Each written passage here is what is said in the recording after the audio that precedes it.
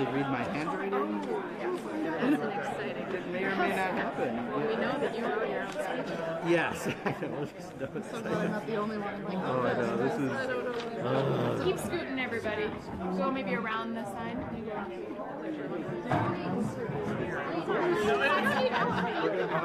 Almost in the third on Friday. We're doing farmers meeting right after football, so I don't think it's coming. This is a good problem to have. How are you? How's it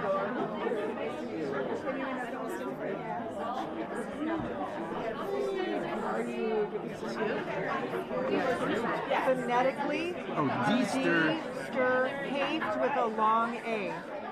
Haste? Okay. Haft. The long A. Thank you. H-O-E-F-T. Okay. Hey, Jeff, how are you? Good to see you.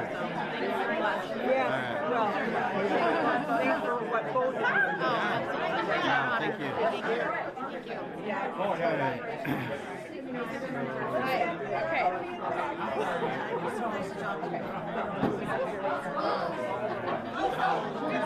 Uh-oh. Trash in the place.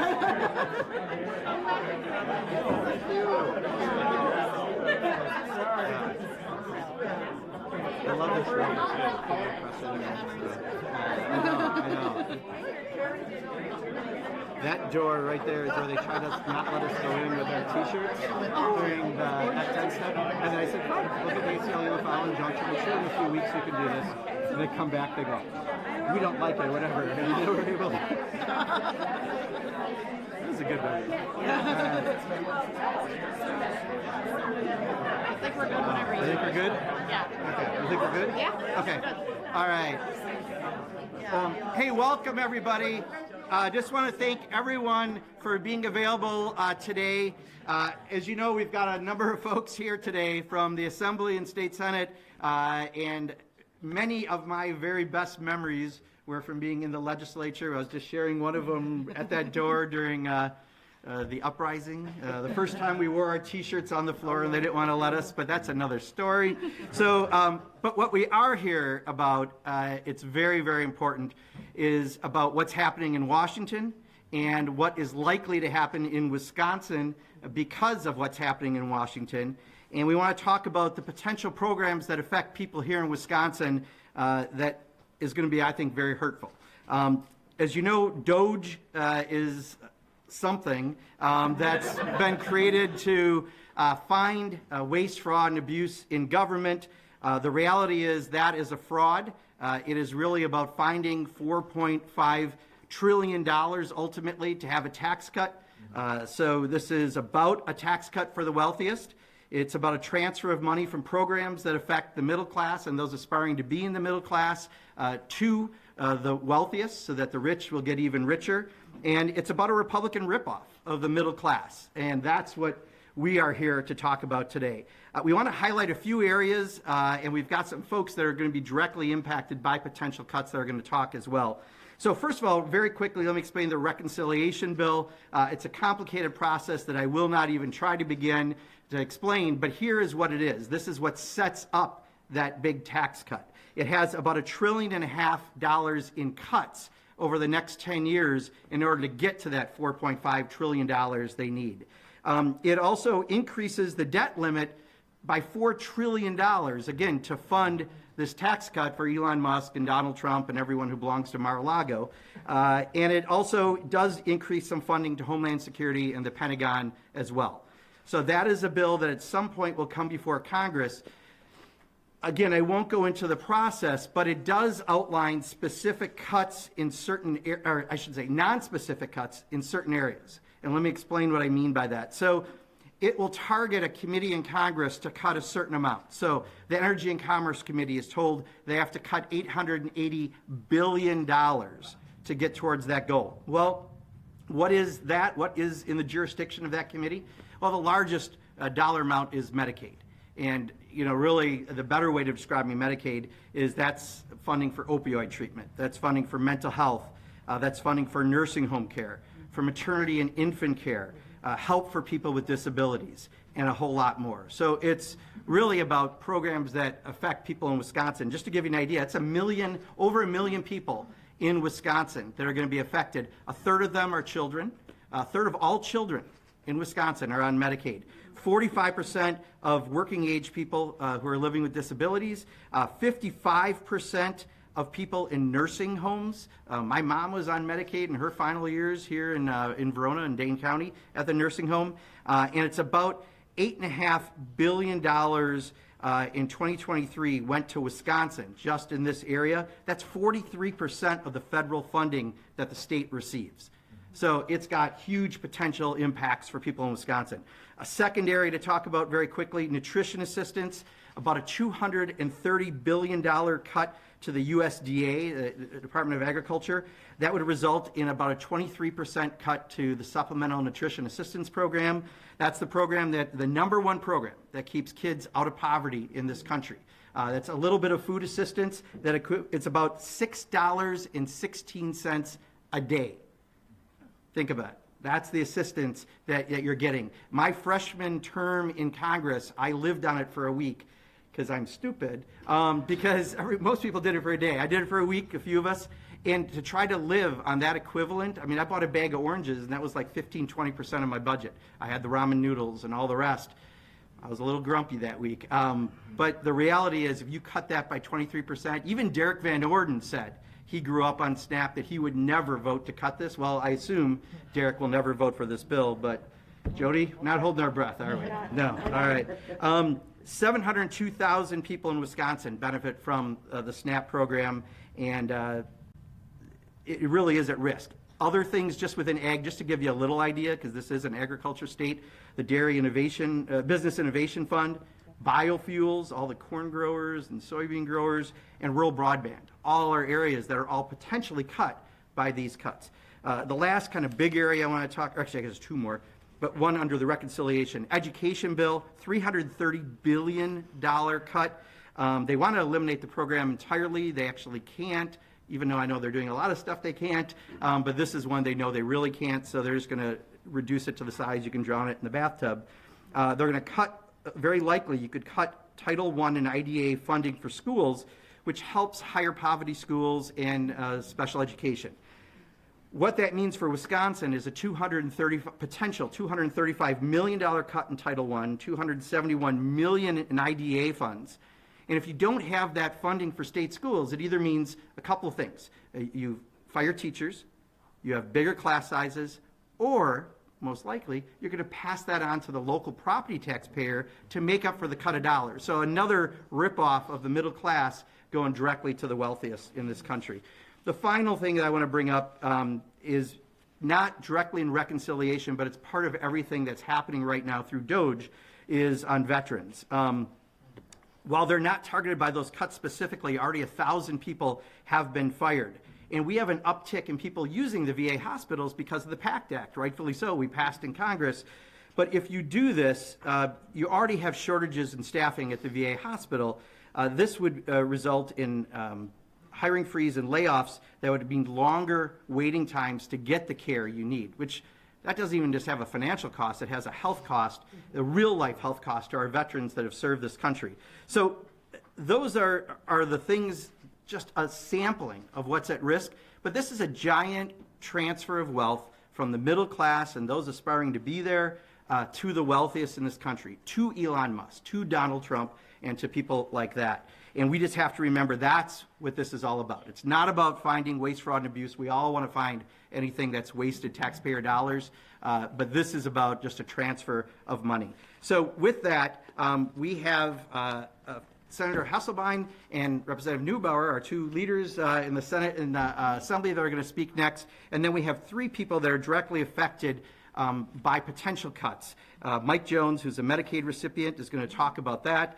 Elizabeth O'Leary is an educator at Hawthorne Elementary to talk about potential Title I cuts and what that means to education. And then Yvonne, I'm going to do my best on this, Deesterhaste, did I get is that right?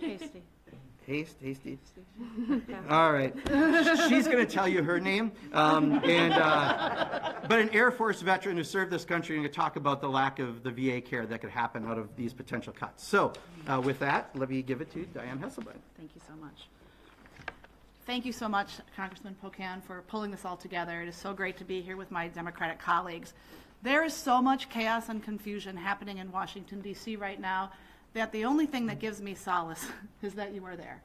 And you and Tammy Baldwin and Gwen Moore. So thank you so much for all that you are doing to uplift Wisconsinites and to fight every single day for regular working people. I can't tell you, I wake up in the, early in the morning and I look at X/Twitter and I go, oh God, what's happening now? Just really appreciate your leadership there. But all of us have heard from our constituents about what's happening, and they're so fearful. I get so many phone calls a day from different people. I'm just going to share a couple of the stories. One constituent shared how Medicaid services allow her autistic son to live a happy and healthy life, living in their own apartment, working and receiving on-the-job support, having access to health insurance, and participating in social activities. They worry that that is going to be gone. A constituent who works at a senior center shared how upset and scared seniors in the community are about the lack of clarity on programs that are impacted and the catastrophic events that cuts would have to our most vulnerable communities. I've heard from soybean farmers, I've heard from educators, I've heard from parents who have kids with IEPs wondering if they're going to be federally protected if these education cuts go through. What is going to happen with them? Thank you so much, Congressman Pocan, for being here today. What happens in Congress over the next few weeks and months matters. I encourage people all across the state of Wisconsin to contact your Congress people, contact Ron Johnson, let them know these real stories and what it's going to mean to the people in our community. People are upset, they are worried, they've had enough, and we need to stop the madness. Thank you. Thank you, Congressman Pocan. My name is Greta Neubauer. I represent parts of Racine County, and I'm the Democratic leader in the Assembly. And what is very clear is that while we are all here working hard every day for our constituents across the state of Wisconsin, Republicans have forgotten all of the promises that they made on the campaign trail. From mass layoffs, unconstitutional executive orders, threats to essential programs, promises of tariffs that will increase costs on goods that Wisconsinites rely on, it is clear that the Trump administration's primary goal is to concentrate power and money in the hands of him and Elon Musk and their wealthy friends. As state legislators, we focus on more local issues, but we are getting calls from concerned Wisconsinites about whether they will lose access to their health care or housing. We hear those stories every day. And we know that the actions that Trump is taking at the federal level have real impacts, and we are going to do everything we can to protect the people of Wisconsin from these attacks.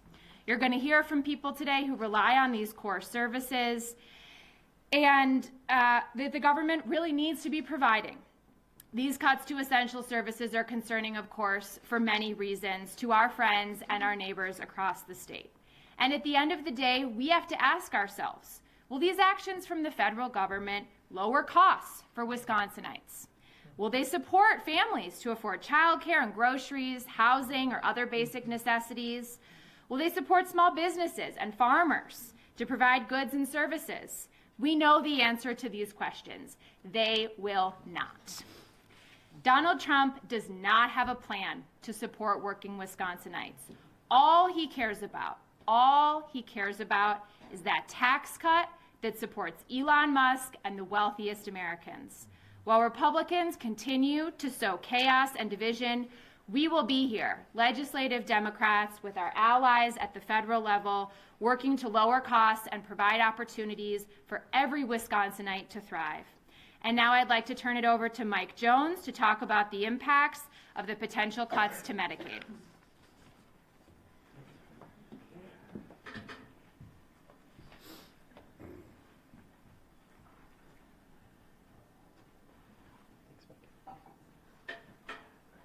Did everyone see me? I know If you could face that, that would be great. Okay, I'll turn the Thank you so much. There you go. Can we, should we hold it? Thank you. That's a great idea.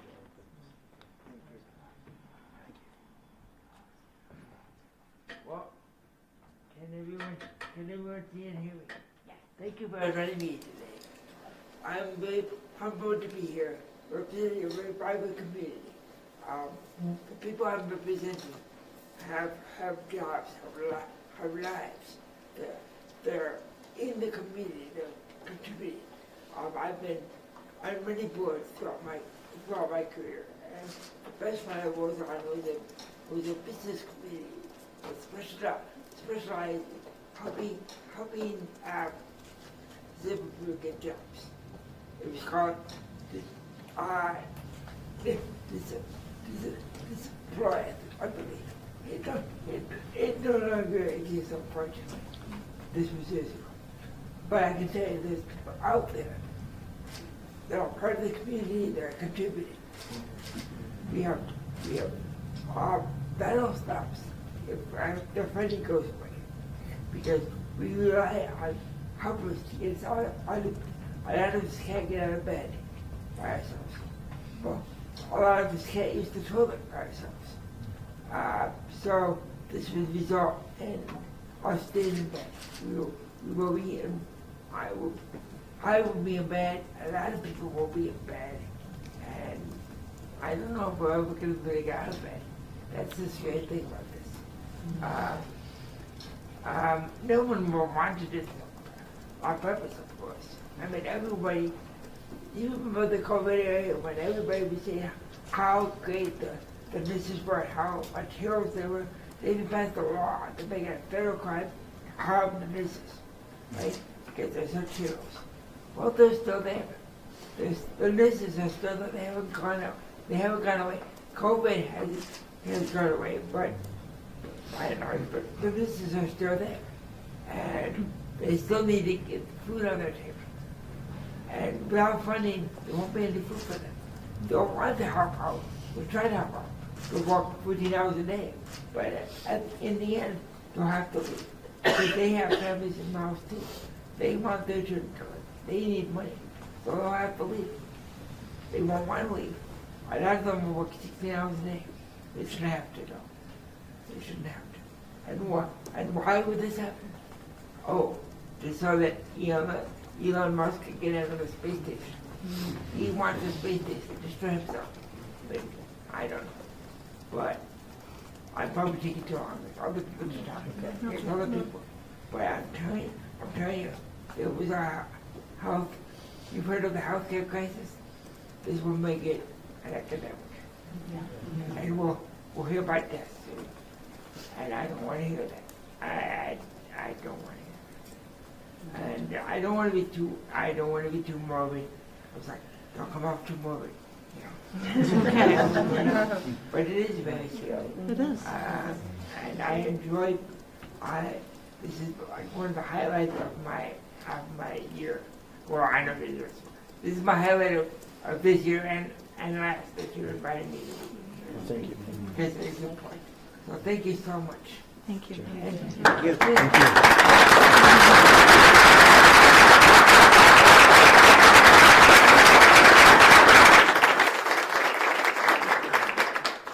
Yes. Thank you. Hi, I'm Elizabeth O'Leary, and I'm a special educator at Hawthorne Elementary in Madison, Wisconsin. I'm here to explain firsthand the importance of Title I funding and the devastating impact its removal would have on our students, our schools, and our communities. Title I funding is a lifeline to my school right now and for millions of students across America. These funds provide crucial support for instruction in reading, math, as well as special programs, after-school initiatives, and summer learning opportunities. This funding is critical to the day-to-day operations and systems of our schools that uplift our students to achieve. The elimination of Title I could result in the loss of nearly 200,000 American teachers' jobs and have an adverse impact on 2.8 million students. Removing Title I funding would mean losing thousands of teachers, including me. It would be devastating to our children's futures as well. I think about a student of mine who is doubled up with another family right now in an apartment. They are also struggling to get good sleep. It's hard when you have an apartment full of people. They also don't know where their next meal is coming from, and they have cavities that they've been trying to get refilled for months, or filled for months. and they come to school every day hungry. Each day, our school team works together to meet the basic needs of our students and also to teach them. In some schools, there might be 1 or 2 children like this, but in schools like mine, almost our classes are full of them. Students experiencing trauma every single day. And while these students' lives are difficult, they are so magnificent. And they deserve the opportunity to learn and thrive. Simply put, our students would not get the support they need and staff would lose their jobs without Title I funding. We need more educators, not less. I do know this to be true, that our country and our community cares about kids. Every kid deserves to go to a school that is beautiful and safe. They deserve to experience joy at school, and they deserve the opportunity to be their best selves. Schools are a microcosm of our community's failures, whether it's housing, healthcare, hunger, transportation. As a community, we must come together so that our kids can be whatever they want to be, and so that our kids can thrive. Title I schools provide opportunities for all of our students, regardless of their economic opportunities outside of school. Today is important to me to be here with all of you. Thank you for allowing me to speak, because I think my students deserve a teacher who's going to fight for them. I do need to go back for an 11 a.m. IEP meeting, but with one of my amazing students with a kind heart and a hilarious sense of humor, and a dad who cares about his kids. In our school, we're making sure that everyone is safe and welcomed and heard, and Americans deserve to feel safe and welcome and heard. We must invest in education, not cut it. Thank you.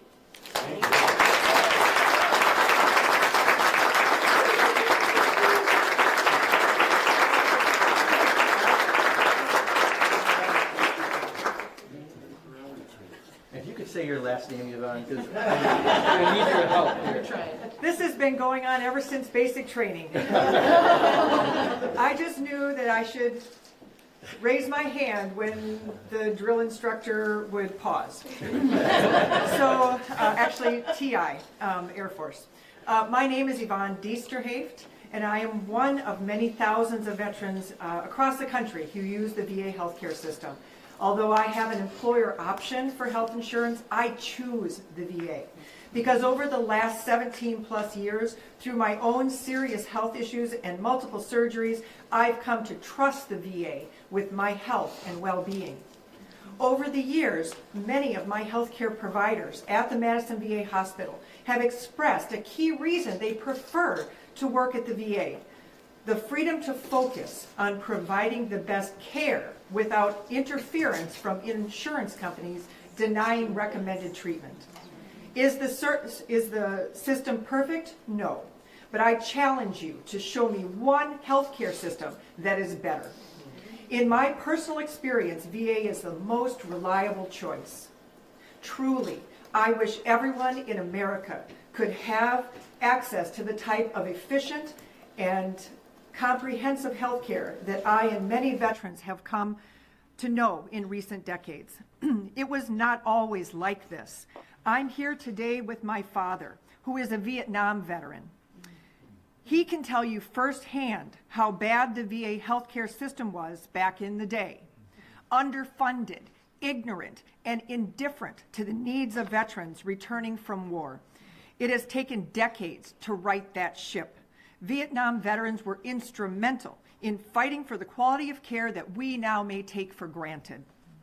We must guard against the recent and concerted fast-track effort to make VA healthcare terrible again.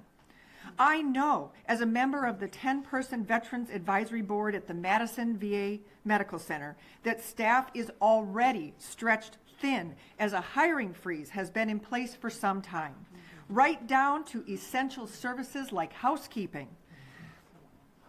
There is no cut that does not reverberate through the system and directly affect the quality of care. On the surface, access to private providers through community care network has been a great innovation, and it's essential, especially to veterans in rural areas. but we must be vigilant to ensure that it is not used as a Trojan horse marching to the privatization of VA healthcare. VA healthcare networks cannot simply be replaced or outsourced to non-VA providers for profit. For many of my fellow veterans, the advantage of VA healthcare is not just access to healthcare, it's being connected to fellow veterans with peer support through their healthcare journey within a community that understands them. Veterans are unique from their civilian counterparts because high numbers of people with traumatic brain injury, spinal cord injuries, post-traumatic stress, and a breathtaking array of in-service toxic exposures that are known to lead to many cancers and neurological conditions like ALS and MS in dramatically higher percentages than in the general public. There is no system in the world that is more specialized and prepared to respond to these realities than the VA medical centers. The VA healthcare system is bigger than the veterans it directly serves, in that more than 70% of physicians in the United States have trained at VA medical centers or clinics. In a moment where we are seeing a nationwide shortage of healthcare providers, the VA is the largest healthcare training system in the country. VA is the only organization that conducts research specific to the unique health issues affecting veterans through an extensive network of partnerships and clinical investigators embedded in these facilities. The lessons learned in VA are increasingly relevant to other healthcare systems, as the issues confronting VA mirror those in the larger U.S. healthcare systems. I am here today because I am seeing with my own eyes right now that the VA healthcare is under attack under the false flag of efficiency.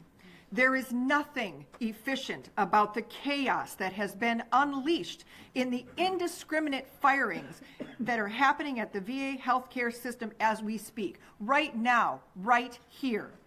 If we want to talk about efficiency, we should be directing attention to aligning the electronic medical record systems between the Department of Defense and the Veterans Administration. That would be some productive efficiency. I am here today to sound the alarm for my fellow veterans and everyone who cares about the well-being of a veteran.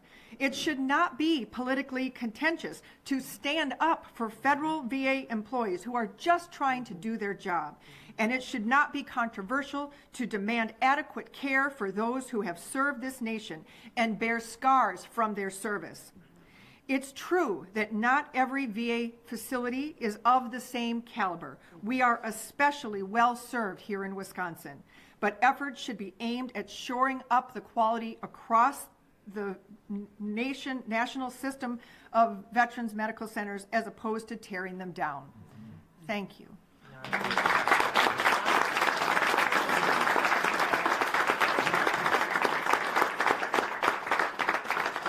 Yvonne, thank you for your service. Elizabeth, thank you. You might be gone already to back door here. I thought you might have to do your program. And Mike, thank you. And you'll be available afterwards if people want to talk to you, because I know some of the mics are up here, but we'll make sure if you got a little time, people can grab you. Look, last few weeks, I've been visiting a lot of facilities. I've been to the VA hospital here in Madison. Yesterday, I was at a Head Start program that they got their funding cut. We were told, by the way, this is just an interesting story of the BS that's going on right now. They were told there was a snafu when the payment system went down, and it took 10 days for some Head Start programs to get their funding again. The reality is they all have emails telling them they were being cut. You can't have a snafu when there's emails prior to saying you got to cut. That's just part of what's going on. And then I went to the University of Wisconsin, research, talking about the changes they're trying to make there, that if you stop a program, in some cases, even one day, if you're not there on fetal tissue doing the work you have to do, everything you've done potentially for years of research is thrown away, and you start all over. That's what you get with the chaos and the dysfunction and the quest for wealth that Elon Musk and Donald Trump have in order to try to get a tax break for the wealthiest in this country. So I'm so glad that we've got an awesome group of Democrats here in the Assembly and Senate, because they're going to see federal cuts to state programs, and they're going to have all the exact same issues that Gwen and I and Tammy are facing. They're going to be facing from all the folks that live in their districts. But the good news is we're here to fight, and we're here to fight like hell against whatever happens. We just saw, it could be next week already in the House, we might vote on the reconciliation bill. We'll see. They only have a 1-seat margin right now because of some appointments by Donald Trump. And, you know, their caucus is an interesting caucus. If you remember the Addams family, they look at the Republican caucus and go, they're weird. They're really weird, right? But we'll see what happens, but it will be moving forward very soon. With that, let's just open it up for any questions we can try to answer. And otherwise, we will have people available to catch afterwards. And please, with anyone. Oh, and Friday for media, Wisconsin Farmers Union has invited a number of state legislators from the Chippewa Falls area. I know Jody and Christian are going to be there. I'm going to be there. Derek Van Orden, if he gets back from his vacation, might be there. I think Tom Tiffany was invited. So I'm looking forward to having a real conversation about all of this stuff. And we all are, because there's a real impact on farmers from the USAID cuts. 99.9% of the food that gets sent overseas comes from places like Wisconsin, and it's affecting farmers that we're hearing from. The USDA cuts affect the programs that I mentioned earlier, and there's other things that they're seeing that they're really concerned about. And by the way, we still don't have a farm bill because of Republican incompetence. So with that, let's open it up to any questions people might have. Yesterday, Governor Evers proposed a bill that would expand state spending, including part set aside to address federal cuts. What do you make of that? Do you think that will help Wisconsin deal with these cuts? Well, I know a lot of legislators are talking about this right now. In fact, I've heard there's a really big freshman class of people, and by the way, they're ready to kick ass. So that's good news. But I think we've got to look at, especially, some of the programs that we're talking about, that you're going to need funding to potentially do that. But that's a shift, right? I mean, all we're going to do is find another way to make the middle class and those aspiring to be in the middle class pay for tax cuts for the wealthiest. So, yes, we're going to make sure people aren't hurt and get their services, and we'll do whatever we can to kind of get there. The problem is we shouldn't have to be in this place, right? If you really want to find waste, fraud, and abuse, look, I'll show you the Pentagon. We can talk. I got other places. We can talk. But this is not about what they're saying it is. This is strictly about a tax cut for the wealthiest, and I'm glad that the state legislators are ready to have this fight as well. I don't know if you or Greta want to say anything on this? Or no? Okay. Any other questions? Otherwise, you got a person or two that might be available for comment here. But all right. Well, thanks everybody for being here. We really appreciate it. Yep.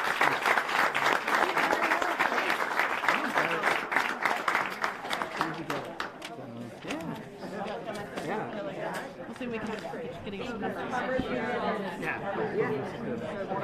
I'm gonna encourage people to get photos with you. Okay, yeah. Oh, yeah. Good morning, Greg. Glad to meet you from Milwaukee.